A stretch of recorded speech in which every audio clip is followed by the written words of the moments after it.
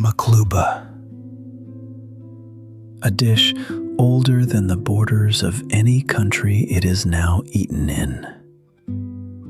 From the kitchens of Al-Quds, of Palestine, of Bilad ash-Sham, where the families of the Levant have for generations packed a single pot with chicken and rice and vegetables and warm spices, and then, at the table, turned the entire pot upside down. The word itself is the recipe. Maqluba means upside down. A dish so confident in its own architecture that it tells you in its name how it is meant to be served. The flip is not the final step. The flip is the entire point. The kitchen builds. The table reveals.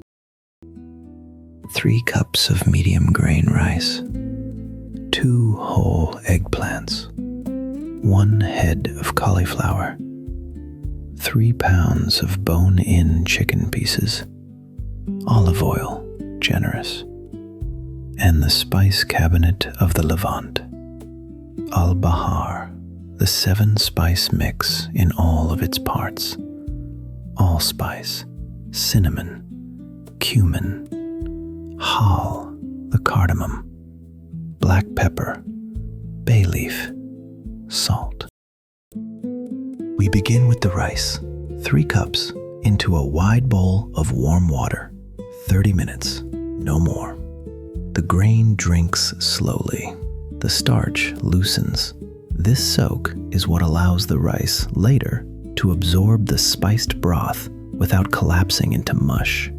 The Levant has been soaking rice like this for 1,000 years. While the rice soaks, the vegetables, 2 eggplants sliced into thick rounds, 1 cauliflower broken into florets by hand. Both are tossed in olive oil, salted lightly, laid on a baking tray, into the oven at 400 degrees until deeply caramelized, until the eggplant is dark and yielding, the cauliflower the color of toasted hazelnut. Now the chicken, 3 pounds, bone in. The Levantine spices come together in a small bowl.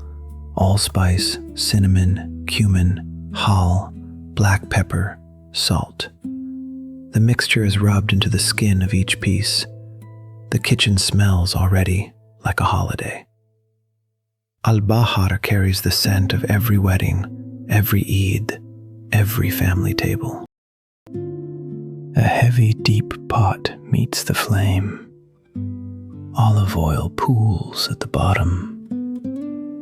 The chicken goes in, skin side down, and is left undisturbed. Minutes pass until the skin turns deep gold and releases itself from the pot. Then turned again. The fond at the bottom is dark amber. Nothing has been wasted. Water joins the pot. 5 cups, poured slowly. 2 whole bay leaves drift on the surface. The lid is set. The flame turns low. For 25 quiet minutes, the chicken simmers, and what was water becomes broth, spiced, golden, deep. When the lid is lifted again, the kitchen smells like a memory from someone else's grandmother. The chicken is lifted out. The broth is strained. 4.5 cups are measured and set aside. This is the liquid that will, in the end, cook the rice. Now the pot is cleaned, and the architecture begins. Maqluba is not assembled. It is built. The roasted eggplant and cauliflower are pressed into the bottom of the clean pot, tight against the surface, dark and sweet. The chicken pieces, golden, are arranged in the middle, bone down, skin up. The drained rice is spread evenly over the top, hiding everything beneath. The spiced broth is poured slowly down the side. The lid is set. The flame is the lowest the stove can hold. 30 minutes. The pot does not need to be watched. It does not need to be stirred. It does not need anything. The rice is doing the work, drinking the spiced broth, layer by layer, the way the rice always has. The kitchen around it is quiet. The lid is lifted at the end. The broth is gone. The rice has cooked through. Every grain separate. Every grain perfumed with hal and bay. The pot is taken from the heat and allowed to rest, covered for 10 minutes. The grain settles. The layers set. The dish inside is preparing for its single ceremonial act. A wide round serving platter is placed over the mouth of the pot. The platter and the pot are lifted together in one motion and turned. Set down. Pause. The pot is lifted away, and Maqluba stands, a tall dome of golden spiced rice with chicken at the crown and dark slices of eggplant cascading down the sides. The flip has done what its name promised. A quarter cup of sliced almonds, toasted to gold, is scattered over the crown of rice. They catch the light. The first piece of chicken is lifted. The eggplant gives way. The rice falls in spoonfuls. 6 people gather around the dish and reach in together. And the dish is everywhere on the table at once. Maqluba is the rarest kind of recipe, one that has for centuries refused to make itself smaller. The flip is the whole story. The family is the whole story. The pot at the table is the whole story. And the table, at last, is set.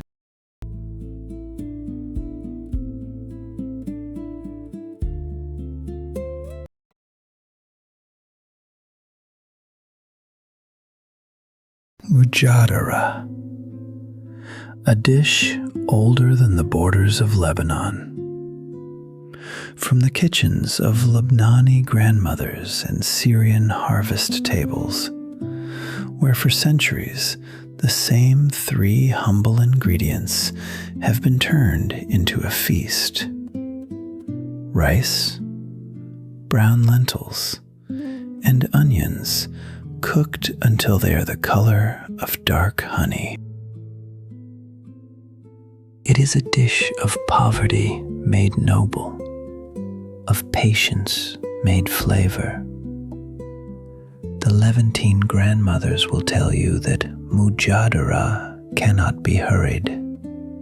The onions take an hour, the lentils take their time, and what comes out of the pot at the end is one of the great, quiet dishes of the Eastern Mediterranean. We begin with 3 large onions, sliced thin, a heavy deep pot, half a cup of olive oil. The flame is low. The onions go in, and the patient work begins. For the first 15 minutes, the onions only soften, translucent, glassy. Then 20 minutes more, and they begin to brown at the edges. The Levantine kitchen will not let you rush this. The flavor of Mujadara lives in the dark, caramelized layers that are still ahead. At 40 minutes, the onions are the color of late autumn leaves. At 50, they are mahogany. At an hour, they are jam. The bottom of the pot is dark gold. The kitchen smells like every Levantine grandmother's house, going back 1,000 years. A portion of the dark onions is lifted out and reserved. These crispy shards will crown the dish at the end. The rest stay in the pot. And now the rice and lentils begin to find their place. 1 cup of brown lentils, rinsed, joins the pot. Cold water covers them by an inch. The lid is set. The flame turns low. For 20 minutes, the lentils simmer with the dark onions, drinking them in, taking on their color. 1.5 cups of long grain rice, rinsed in cold water until it runs clear, are added next. Ground cumin, black pepper, albahara, the Levantine 7-spice, a pinch of salt. The water is adjusted to cover the rice by 1 finger. The pot is covered. The flame is the lowest the stove can hold. 20 more minutes. The rice drinks the dark onion broth. The lentils settle beside it. Nothing needs stirring. The pot does its own work, the way it always has. The lid is lifted briefly. The grains are checked with a fork. If the rice is tender and the water is gone, the dish is ready. The pot returns to a covered rest for 10 minutes more, away from the heat, so the grains settle and the flavors marry. A wide, shallow ceramic platter is set down. The pot is brought to the table. A wooden spoon lifts the Mujadara from the pot in soft mounds. The rice and lentils together, dark with caramelized onion, glistening with olive oil. The platter is layered slowly, generously. The crispy reserved onions, the dark golden shards, are scattered over the top. They catch the candlelight like burnished metal, a drizzle of fresh olive oil, a single pinch of cumin pressed between the fingers. A small bowl of plain laban, the Levantine yogurt, is set beside the platter. A handful of torn cucumber and mint, a wedge of warm flatbread, salt, a spoon. The table is simple. The dish does not need more. 6 people sit. Each takes a piece of bread. Each tears it. Each scoops the Mujadara into the bread and into the laban and into their mouths. There is no ceremony. There is no presentation.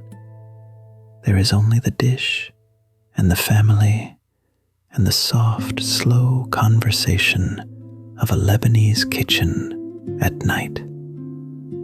Mujadara is the rarest kind of recipe, one that survives because it has nothing to prove. It survives because 3 humble ingredients, given enough time, become something that has fed thousands of years of families.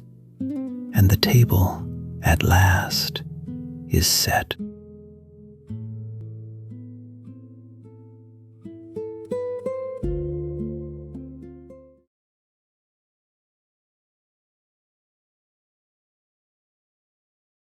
Mansaf, a dish older than the borders of Urdun. From the black goat hair tents of the Badu, where the desert offered little and hospitality offered everything. Lamb, slow cooked in tangy white jamid, poured over rice and bread and set before a guest as the highest honor a family can give. There is a reason Mansaf cannot be rushed.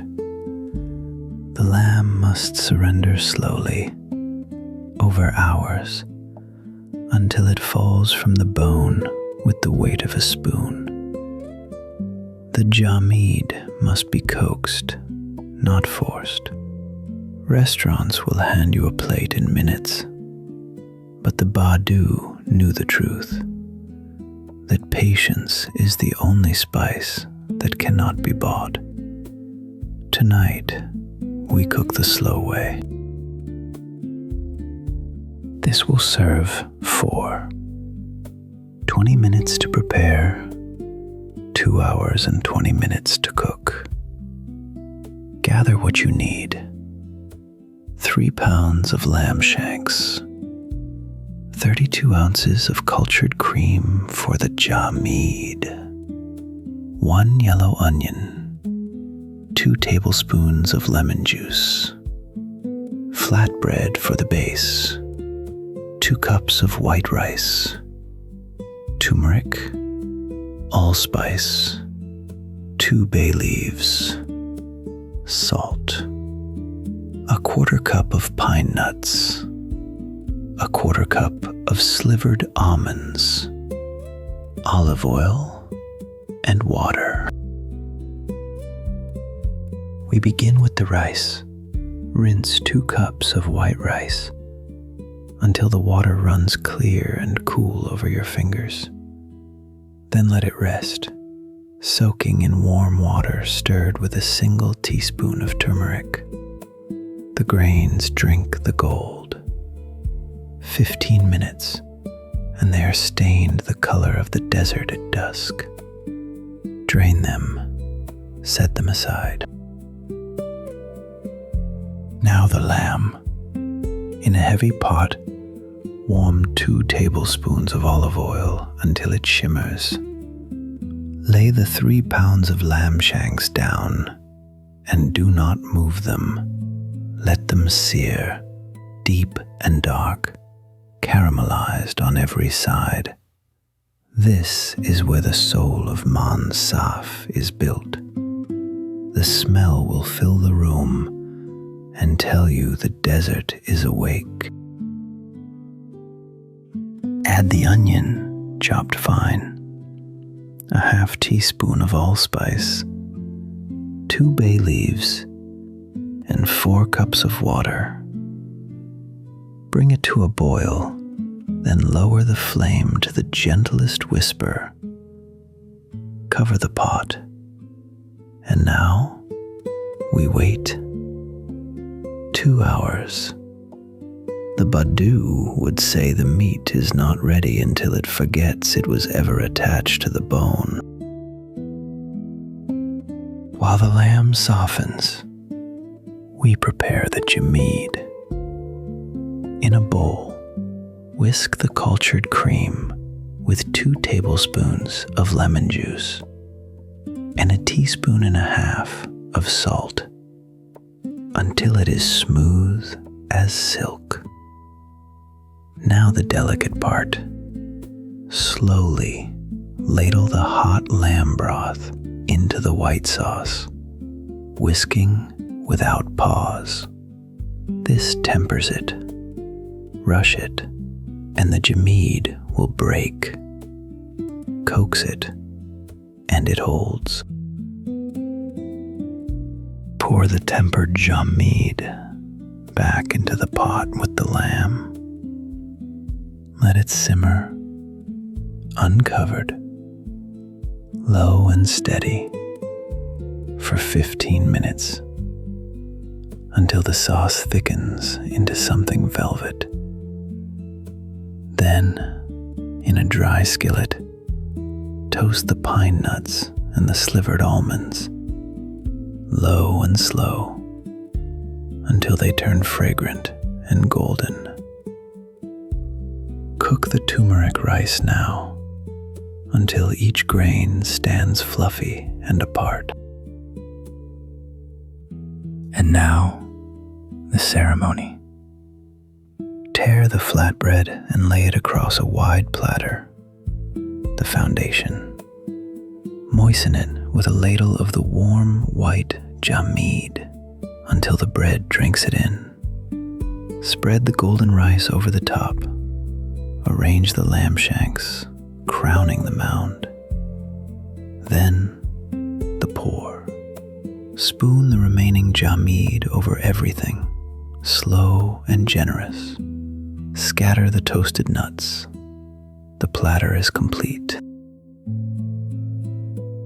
Mansaf was born of the desert's hardest math. The Badu had milk that would spoil in the heat, so they dried it, salting it and rolling it into hard white stones of jamid that could survive a journey of months. Crushed and reconstituted with water, those stones became a tangy broth. Necessity turned into the most celebrated sauce in all of Urdun. To eat Mansaf the old way is to gather, standing around one great tray. No forks, only the right hand, pressing the rice and lamb into a small ball with a practiced turn of the fingers. The elders say a guest must never leave a Badu table hungry, that to feed a stranger generously is to feed your own honor. The largest tray is always for the guest. In Urdun, Mansaf is more than the national dish. It is the language of every important moment. It is cooked for weddings and for funerals, for the birth of a child and for the welcoming home of one long away. To serve someone Mansaf is to say, "You matter to us." There is no celebration and no grief that this dish does not attend. Even the name tells the story. Mansaf, from the words for a large tray, the great vessel from which everyone eats together. Not a plate for one, a platter for many. The grandmothers held that the dish must always be too big, because a table that runs out is a table that has failed its guests. So the tray is heaped, always, beyond what hunger could ask. The tray is carried out. The steam rises from the white jamid, the lamb glistening, the nuts catching the light. Hands reach in together. There is no ceremony of forks and knives, only the warmth of many around one dish and the quiet murmur of a family fed. Mansaf is the rarest kind of recipe, one that turned the poverty of the desert into the richest welcome on earth. It survives because it was never about the lamb or the rice or the jamid. It was always about the guest and the open hand that offers everything it has. And the table at last is set.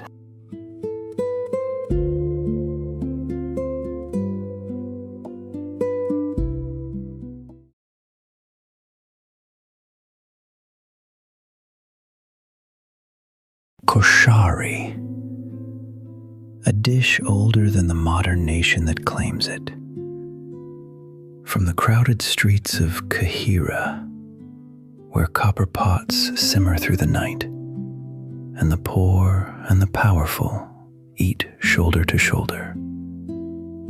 Rice, lentils, pasta, chickpeas, crowned with tomato and crisp fried onion.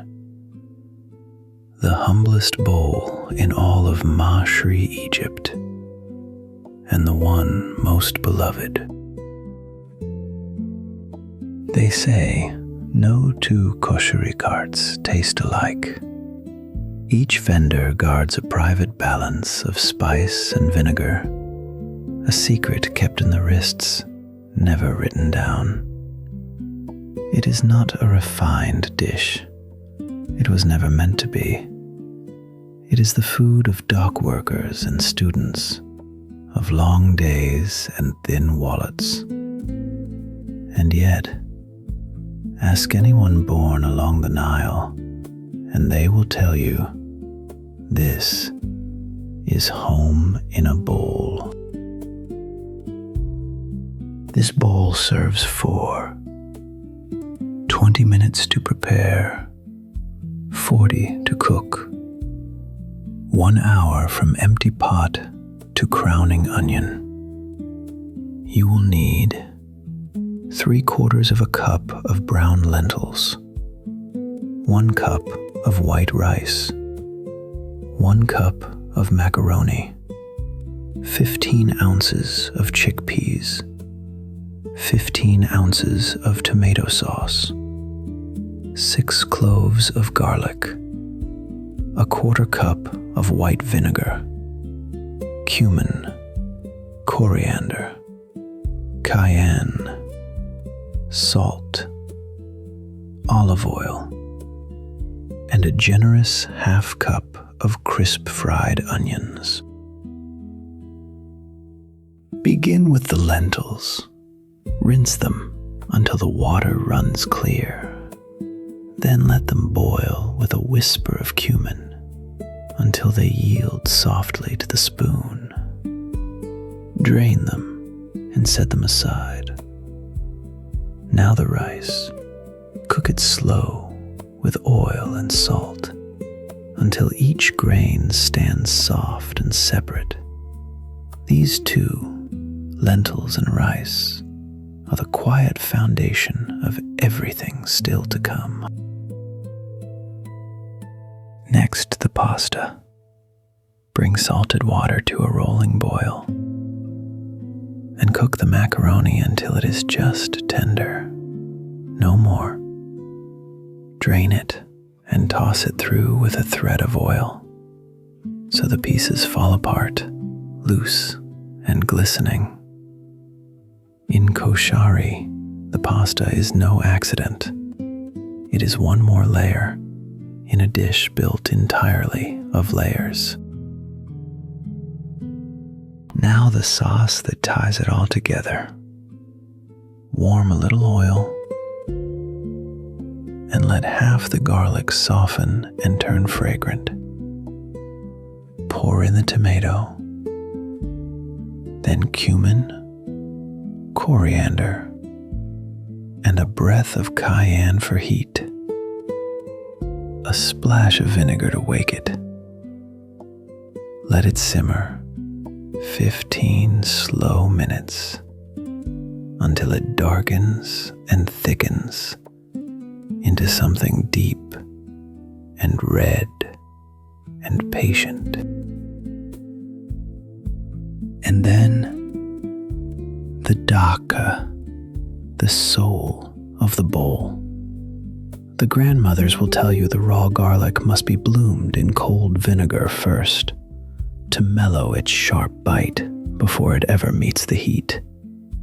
Whisk the garlic with vinegar, cumin, salt, and a little warm water. It is bright. It is sharp. It is the secret every vendor pretends he does not have. The chickpeas ask for little. Warm them gently in their own liquid until they are soft and golden through. Then drain them.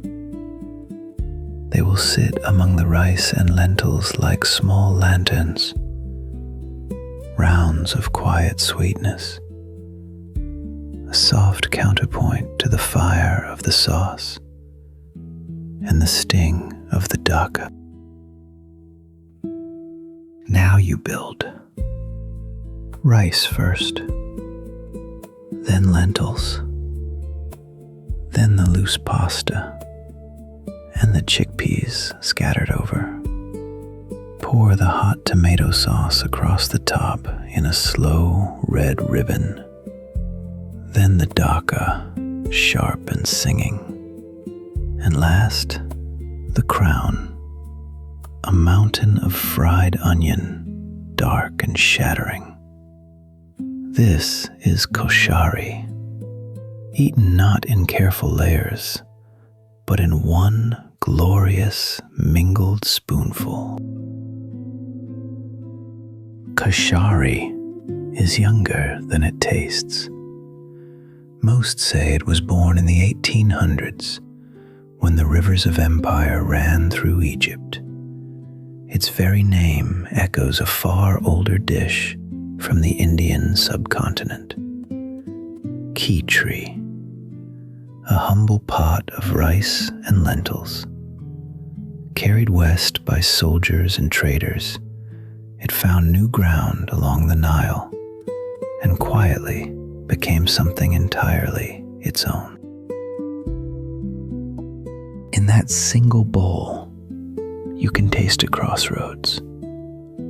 The rice and lentils of South Asia, the pasta of the Italians who came to the port cities, the chickpeas and tomato of the Mediterranean. Koshari is what happens when many hungry worlds meet in one cheap, filling, perfect dish. It belongs to no one, and so it belongs to all of Masri, Egypt.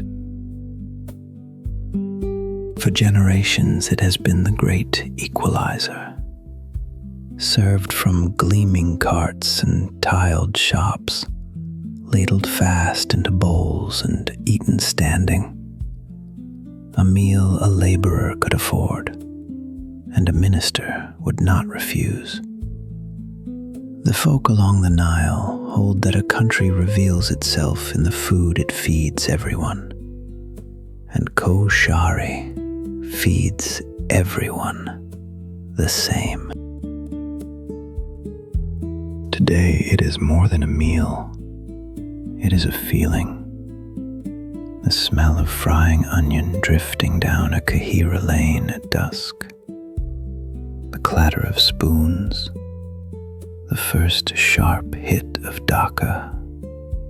Egyptians abroad will cross a whole city for one honest bowl of it, chasing not just the taste, but the memory it carries of crowded tables, of home. And so the bowl is filled.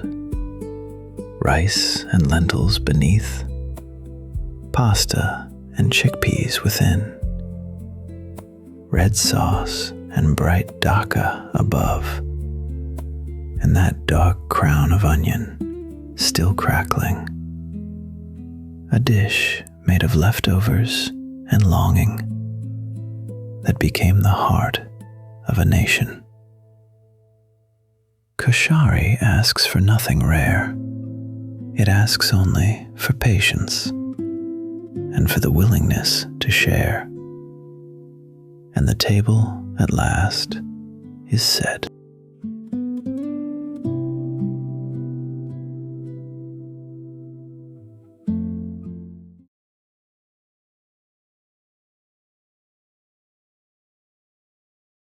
Kibbeh bil Saniyeh, a dish older than the borders that divide the lands it is loved in.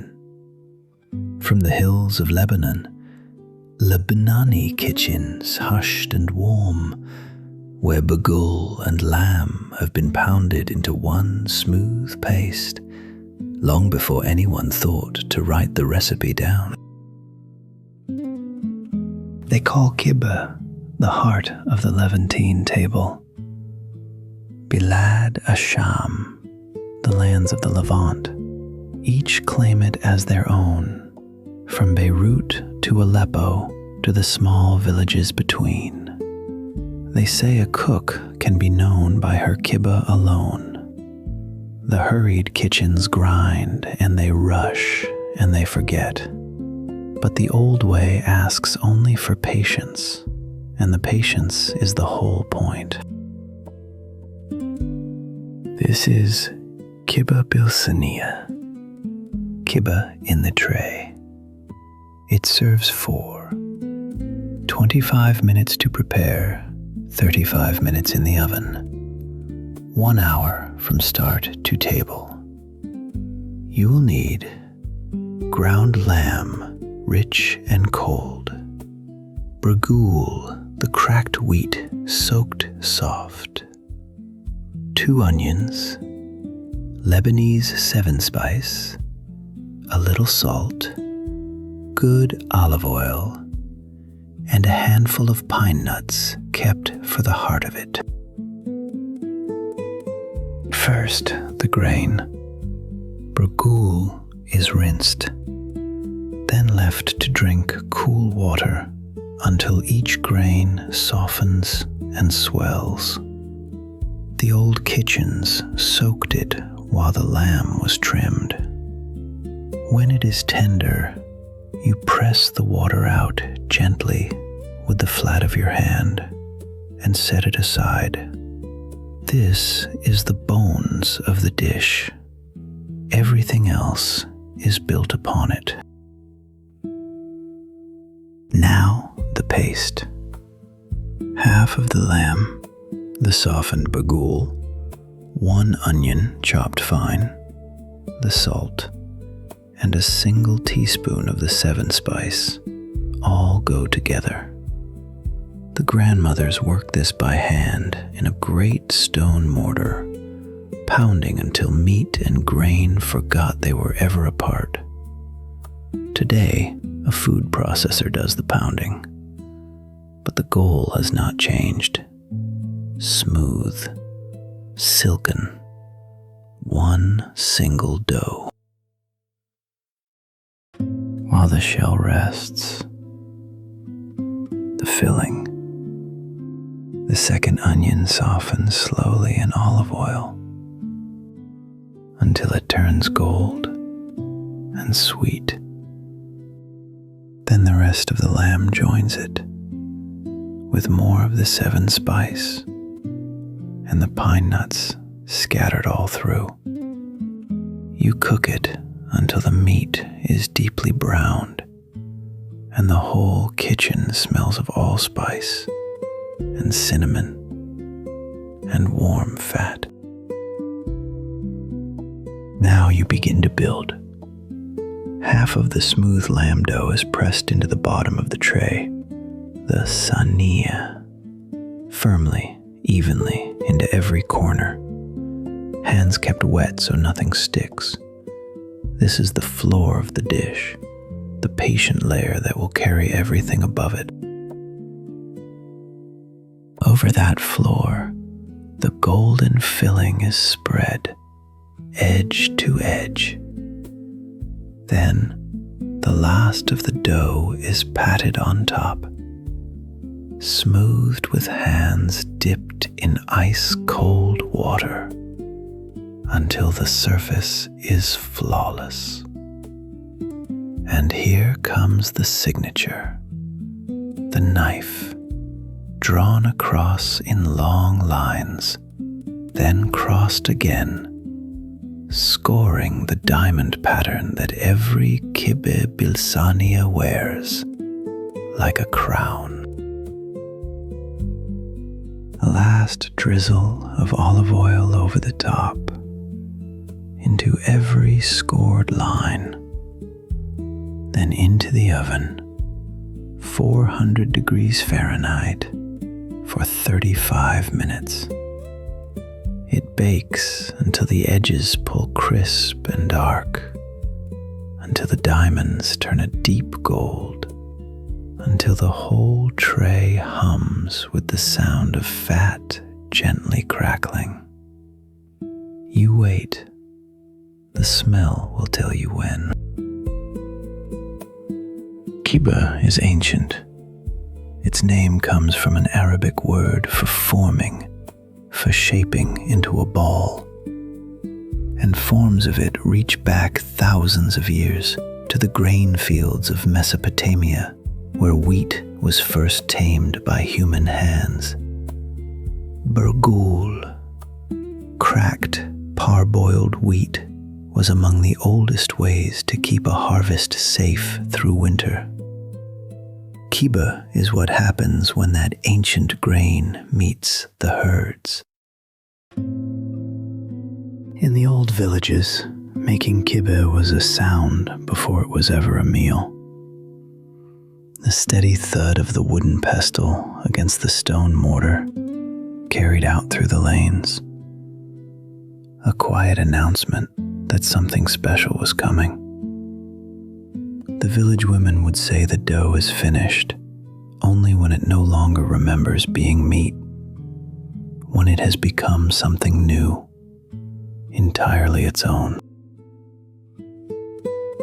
Saniyeh means in the tray, and the tray is the whole point. Where kibbeh might be fried in small torpedoes, or served raw and trembling fresh, the baked tray is the dish of gathering. One pan, cut into diamonds, set down in the center of the table for many hands to reach at once. It is food made to be shared, never to be hoarded. Across the Levant, kibbeh is the dish that simply says, home. It travels in the memory of everyone who has ever left these lands, a taste that survives oceans and decades and the learning of new languages. The folk wisdom holds that you can know an entire family by a single tray of their kibbeh. The spice, the patience, the hand that scored the diamonds. And so the tray comes from the oven, crackling, golden, scored deep with its diamonds. The smell of 7 spice filling the room. You let it rest.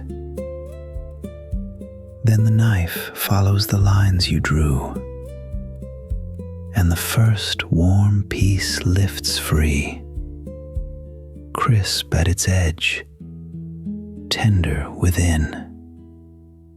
Kibbeh Saniyeh has fed these lands through every kind of century, because it was never trying to be grand. It was only ever about taking the time for the people you love. And the table, at last, is set.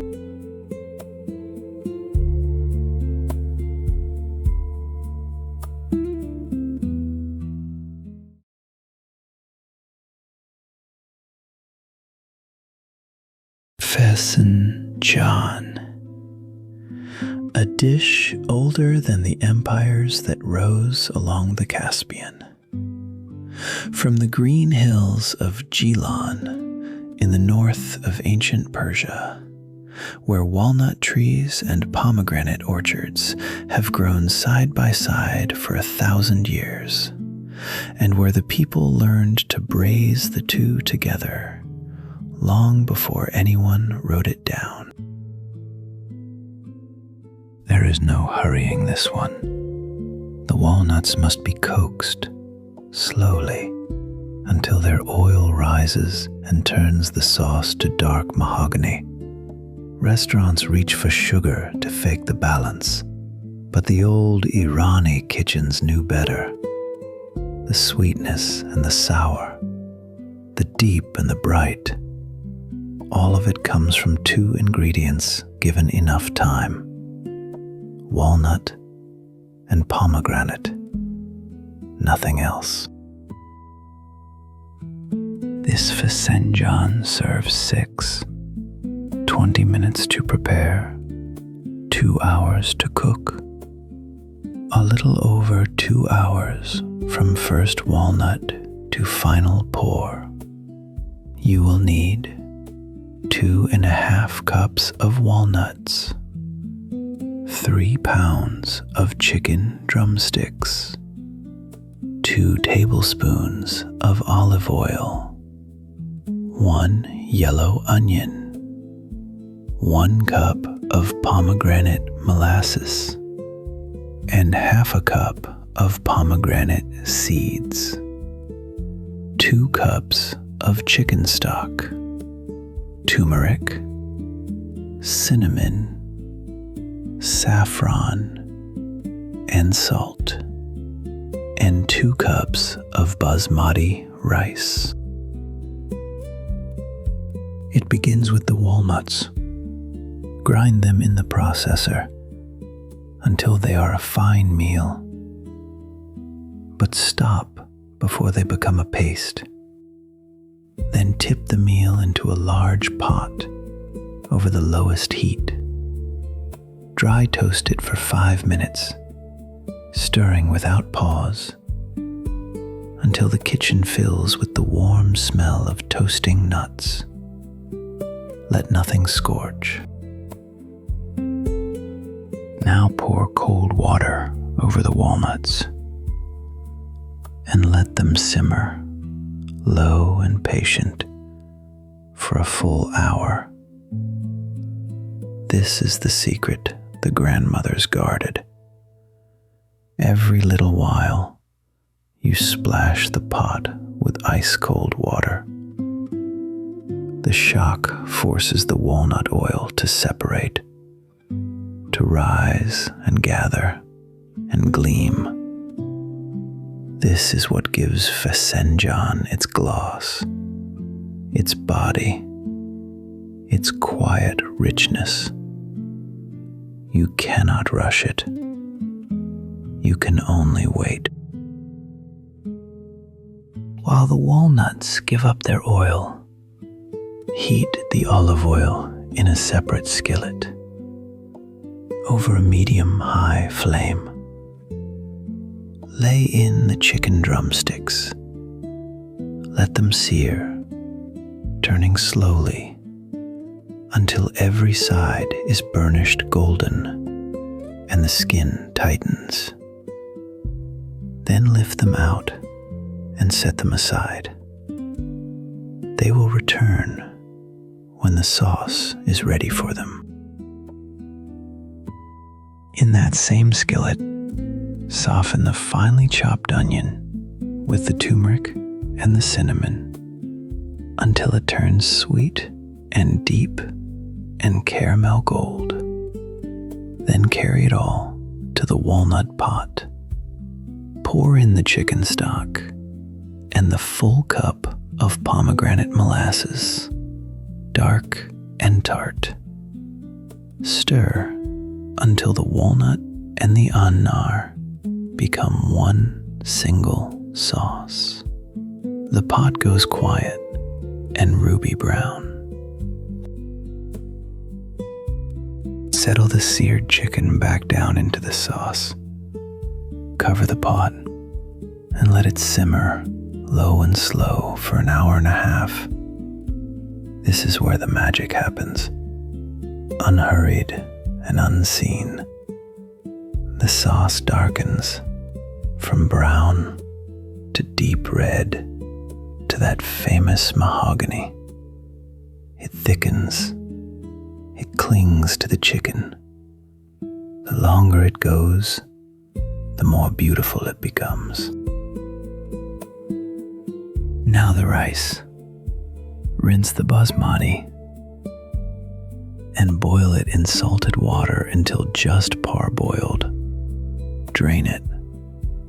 Then steam it with dissolved saffron for 30 golden minutes until the bottom forms tahdig, that prized crisp crust the family quietly competes for. Spoon the dark chicken and its glossy sauce over the saffron rice. Scatter the bright pomegranate seeds across the top, like rubies catching the light. Fesenjan is one of the oldest dishes in the Persian world. It was born in Gilan, along the Caspian shore, where the air is wet and green, and walnut and pomegranate grow without coaxing. For centuries, it was made with wild duck from the marshes, a dish of the harvest, a dish of plenty, carried inland until it reached the tables of kings. The Persians have always loved the meeting of sour and sweet. Pomegranate, annar, is their fruit of paradise, pressed down into a dark molasses that tastes of both. The cooks of old held that a true Fesenjan should never be only sweet, nor only sharp, but should sit perfectly between the two. A balance you taste, but cannot quite name. In Irani homes, Fesenjan is a dish of celebration. It crowns the wedding table. It appears at Nowruz, the Persian New Year, when the first day of spring is welcomed with the finest food a family can make. To cook it is to say, you are worth the hours. You are worth the waiting. It is love served in a bowl. There is a kind of cooking the modern world has nearly forgotten. The kind that asks for an afternoon and gives nothing back until it is good and ready. Fesenjan is that kind. The walnuts will not be hurried. The sauce will not darken on command. And the village kitchens always said that the dish remembers the patience you gave it. And so, after all the hours, the lid comes off. The sauce is dark as polished wood, gleaming with walnut oil, pooling around the tender chicken. The saffron rice steams beside it, gold and fragrant, its tahdig cracking softly. The pomegranate seeds shine like small red lamps. Fesenjan has survived 1,000 years, not because it was easy, but because it was worth it. It was never about speed. It was only ever about giving time to the people you love and the table at last, is set.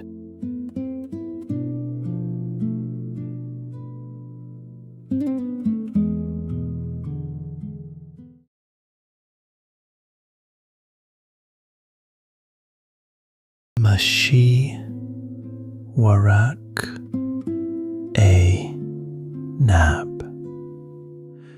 A dish older than the borders that divide the lands it comes from.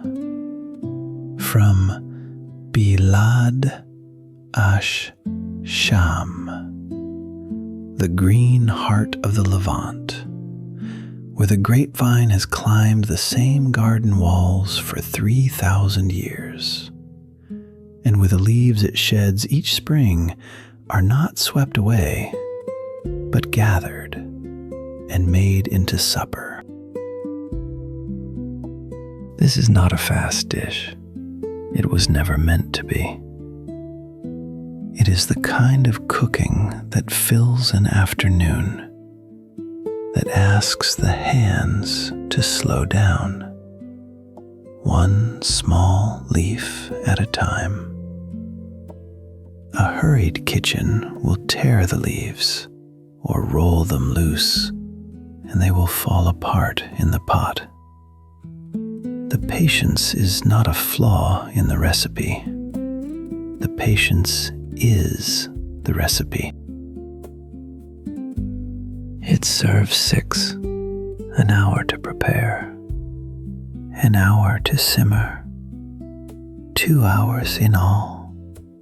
You'll need 16 ounces of grape leaves, 1 pound of ground lamb, 1 cup of white rice, 3 lemons, 8 cloves of garlic, 4 new potatoes, a 1/4 cup of olive oil, zaytun pressed from the same hills as the vine, salt, black pepper, and 3/4 of a teaspoon of ground allspice, al-bahar, and 3 cups of chicken broth. First, the rice. Rinse it in cold water again and again until the water runs clear. Then let it drain. In a wide bowl, bring the lamb and the rice together. The allspice, half of the salt, the black pepper, and 2 spoonfuls of the olive oil. Work it gently with your fingers until it is one thing and no longer many. Now, the leaves. Rinse the Warak under cool water, washing away the brine they were kept in. Pat each one dry, and with the tip of a knife, lift away any tough little stem so that nothing will catch, nothing will tear when the rolling begins. Lay a single leaf flat, vein side up, like an open hand. A teaspoon of filling, no more, near the stem. Fold the sides inward and roll slowly, tightly, toward the pointed tip. A small green parcel, no bigger than a finger. And then you do it again and again until the bowl is empty and a quiet army of little rolls waits before you. Slice the potatoes into rounds, and one of the lemons too. Lay the potato slices across the bottom of a heavy pot, a soft floor so that nothing scorches. Then pack the rolls in tight, layer over layer, pressed close like kindling. Between them, tuck the whole cloves of garlic and the bright wheels of lemon. Now the broth. Whisk the chicken broth with the juice of the 2 lemons that remain, the last of the olive oil, and the rest of the salt. Then pour it slowly over the rolls until they are nearly covered and the whole pot glistens, gold and green.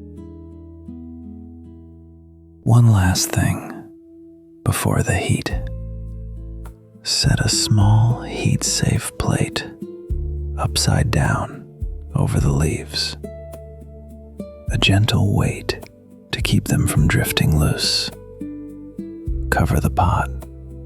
Bring it just to a boil, then lower the flame as far as it will go. And now you wait 60 minutes while the rice swells and the lamb softens and the lemon works its way into everything. Stuffed leaves are older than almost any kitchen that makes them. They belong to a family that stretches across the whole eastern Mediterranean, wherever the grapevine grows. In Greece, in Turkey, in Armenia and Persia and the Arab lands, each people rolls them a little differently, and each is certain theirs is the oldest. The truth is gentler. They all are. The name tells the whole story. Mahshi simply means stuffed. Warak Enab, the leaves of the grape. Nothing hidden, nothing grand, just a description of a leaf and what was tucked inside it. A reminder that the finest dishes are often the most honest ones. In the old kitchens, this was never the work of one pair of hands. The grandmothers would say that Warak Enab is a dish you roll in company. Sisters and daughters gathered around one table, a bowl of filling in the middle, talking and rolling for hours. The pile grows faster, and the afternoon passes lighter when the leaves are folded together. And so it became the dish of gatherings, a wedding, a feast day, a long table set for more people than the house could hold. To serve Warak Enab is to say, I gave you my afternoon. I rolled each of these one by one, and I thought of you with every fold. No words are needed.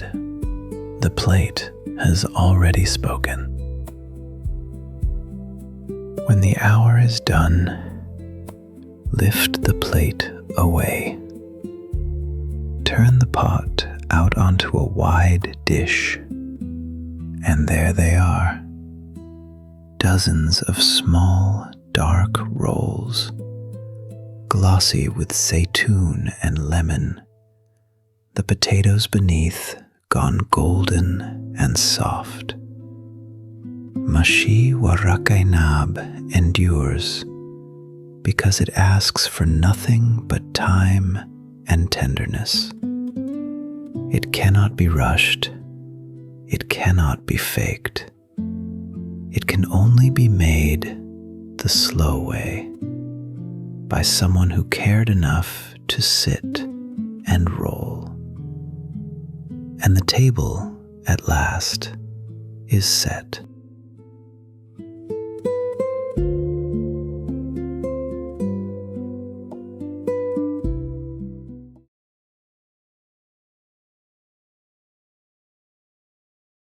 Masgouf, a dish older than almost any kitchen that still cooks it.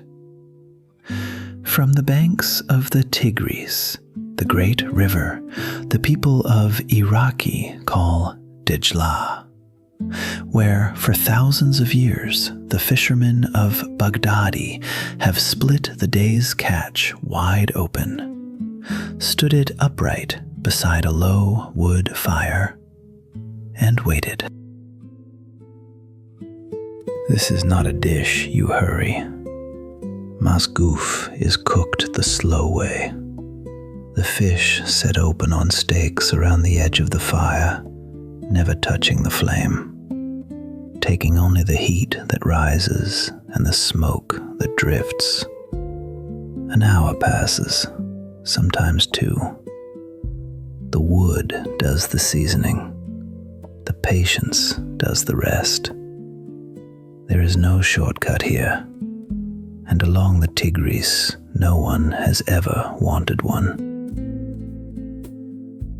This will serve 6. 40 minutes to prepare, an hour over the fire, 100 minutes in all from the first cut to the last char. What you need is honest and few. 1 whole carp, 2 tablespoons of coarse sea salt, half a cup of tamarind concentrate, sharp and dark and sour, 1/4 cup of olive oil, 1 yellow onion, and 2 ripe tomatoes. That is all. Masgouf asks for nothing more. Begin with the fish. Butterfly the carp from the back, keeping the belly intact, so it opens out completely flat, like a book laid open in your hands. Now the salt. Rub the whole flesh side generously with the coarse sea salt, and let it rest for 30 minutes. The salt draws the water out and readies the fish for the smoke to come. While it rests, build the fire. Hardwood is best. Apricot or oak, the woods that burn sweet and slow. Let the flames rise and then settle. You are not after a roaring blaze, but a bed of hot embers with 1 gentle flame still licking upward. This is the heart of Masgouf. Here, the fire itself is the recipe. When the embers glow, set the fish upright. Secure it flat onto wooden stakes or an upright rack, standing 1 to 2 feet back from the fire. It must never touch the coals. It stands beside them, close enough to feel the heat, far enough to cook with patience and not with flame. This is the secret of Baghdadi, the fish that stands and waits. And now you wait. Slow roast the fish standing tall. the skin side facing the fire, for 45, perhaps 50 minutes. As it warms, the fat beneath the skin begins to render, running down, basting the flesh from within. No oil, no turning, only the rising heat of the tig-rise embers and time. Near the end, the glaze.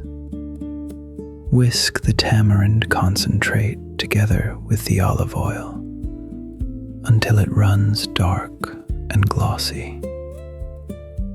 Brush it thickly across the open flesh, every inch.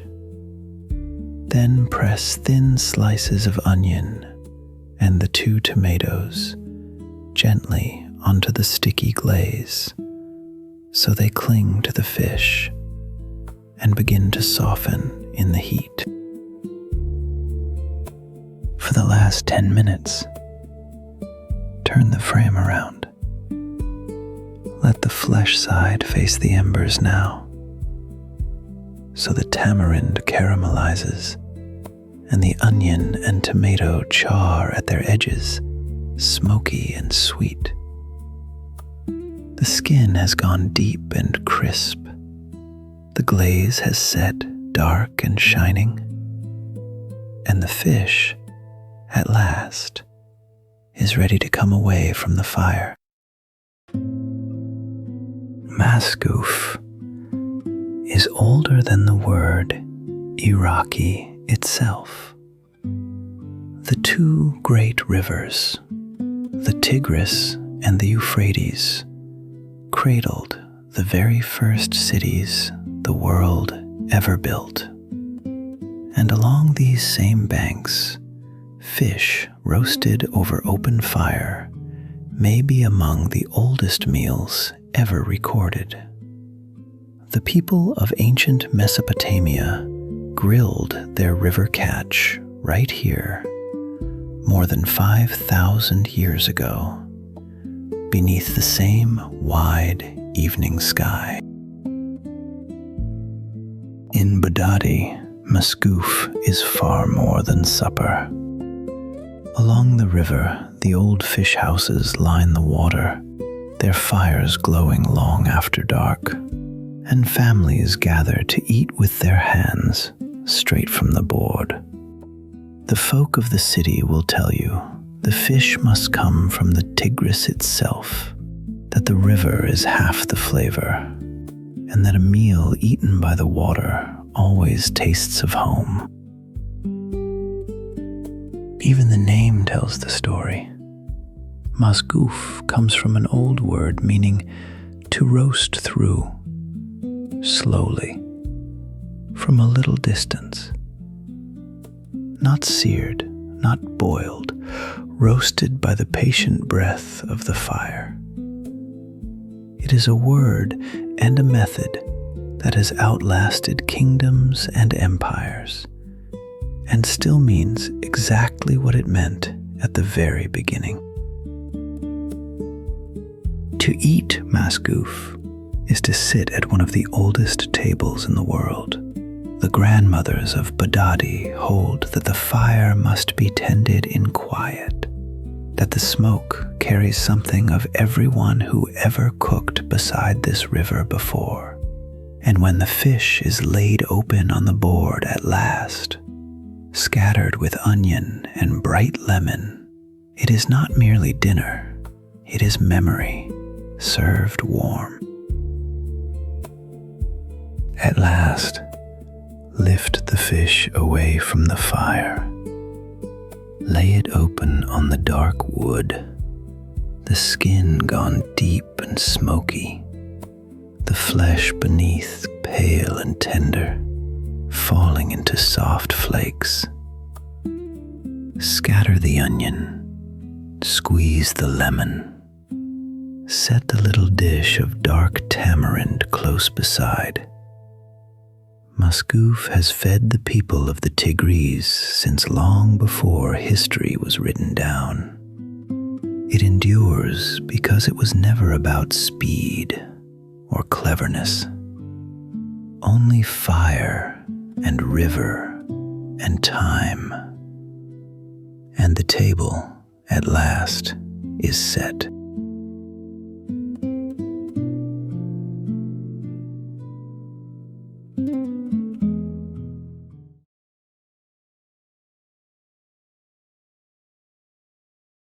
Saltah, a dish older than almost any border drawn across Arabia.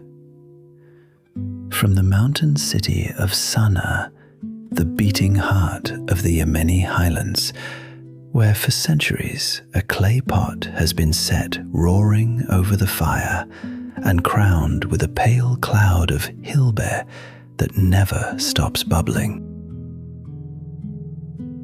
They call it the national dish of the Yemeni table, and it is never quiet. It arrives still boiling, the stone pot too hot to touch, the Kibbeh foam trembling at the rim. Restaurants far from Saniyeh serve it tamed and lukewarm, but the old way is fierce, a stew that sings all the way to the table and asks only for torn bread and patient hands. This is a feast meant for sharing. Gather what the highlands give: lamb, ground and rich, potatoes, 3 of them, firm and waxy, 1 yellow onion, 4 cloves of garlic, ripe tomatoes, and a spoon of dark tomato paste, cumin, salt, black pepper, and the soul of the dish, dried fenugreek leaves for the Kibbeh. A little water, nothing more. Begin with the lamb. Set it in a heavy pan over a medium flame and let it brown slowly, breaking it into fine, soft crumbles. Listen. The fat renders, the edges catch and darken. Pour away what is too much and keep just a single spoonful behind. That 1 spoonful carries the whole dish. Now the onion, diced fine, and the garlic, 4 cloves, minced to almost nothing. Fold them into the warm lamb. Let them soften and turn clear, drinking up the rendered fat. The kitchen fills with that low, savory hum. Onion and garlic and meat, the foundation of every Yemeni pot. Stir in the tomato paste, dark and sweet, the chopped tomatoes, the cumin, the salt, the pepper, and a half cup of water.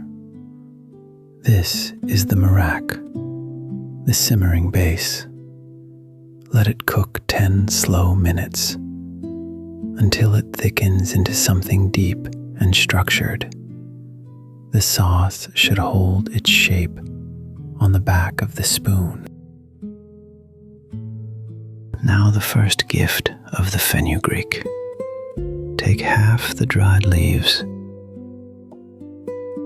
and crush them between your palms, right over the pot. Feel them break, the locked oils wake, and a green, almost bitter perfume rises through the steam. This is the scent of Yemeni kitchens. Fold it gently into the sauce. Slice the potatoes into thin, pale coins, no thicker than a breath.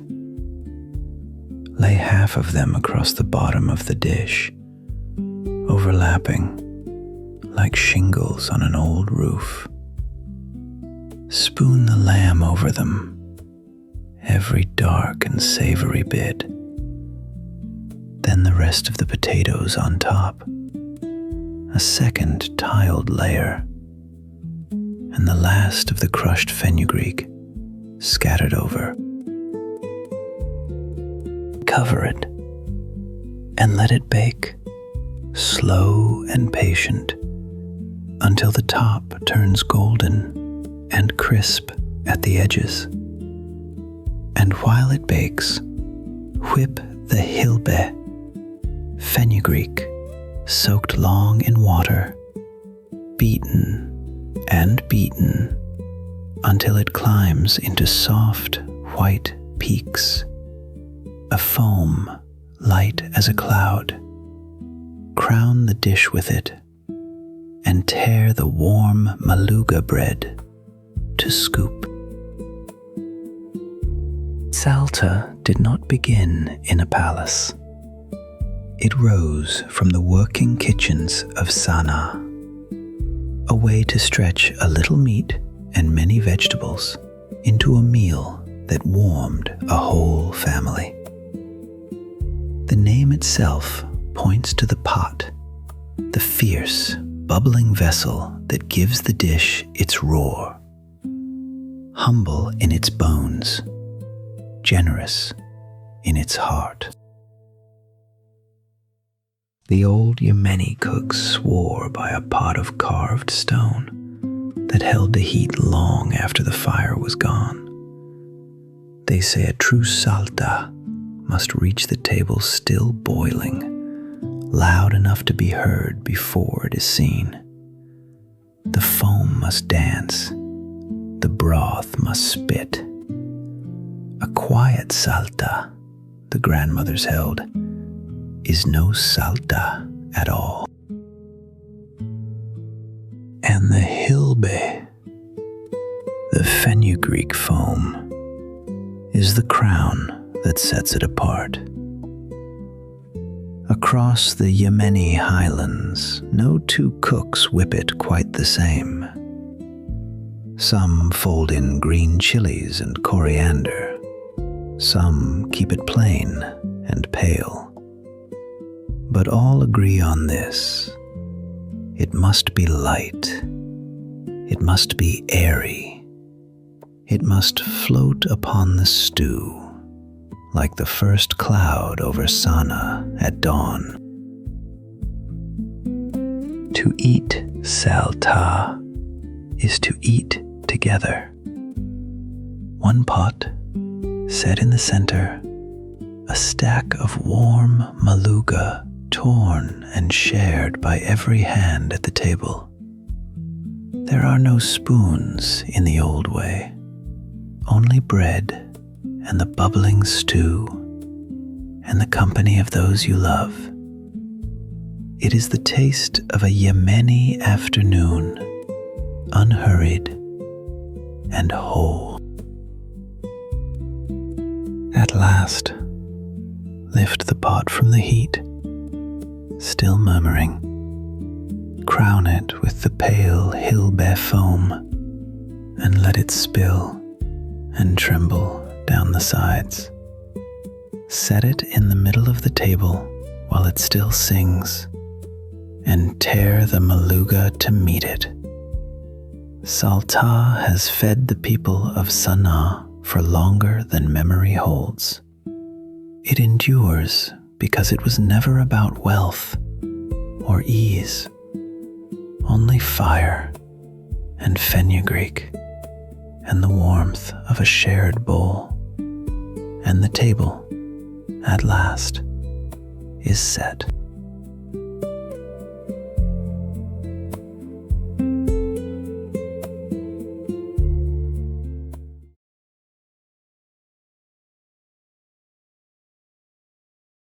Knafeh, a dish older than almost any border drawn across the Levant.